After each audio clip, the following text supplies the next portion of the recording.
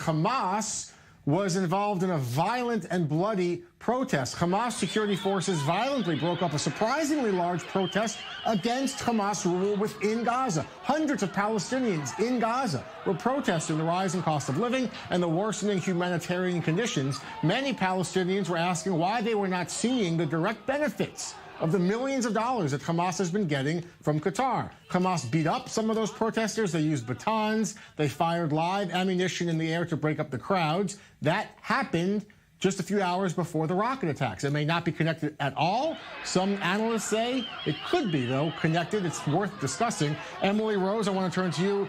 It's certainly at least worth noting in a report that this happened right after. Could it be connected? Could this be some kind of distraction away from the rising social protests in Gaza?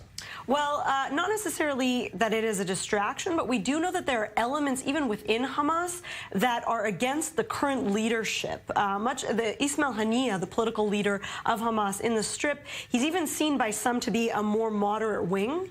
And there are elements of the party that wish to see a further escalation. They wish to see more action on the side of Hamas.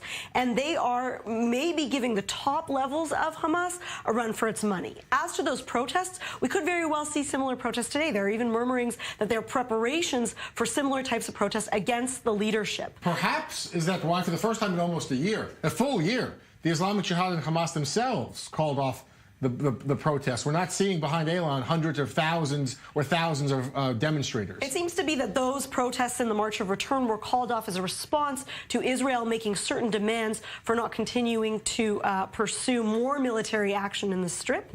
But yes, it could be another reason that Hamas really doesn't find it a particularly convenient time to have Palestinians convening in the Gaza Strip, as yesterday they saw violent clashes against their own leadership, and today they might see the same thing. And it was, we should note, Iran rocket that was eventually launched. Iran's very much involved here. Yes, and it's a very tricky balance when it comes to the Gaza Strip, because we know that Iran is backing the Islamic Jihad, but Iran is also backing Hamas.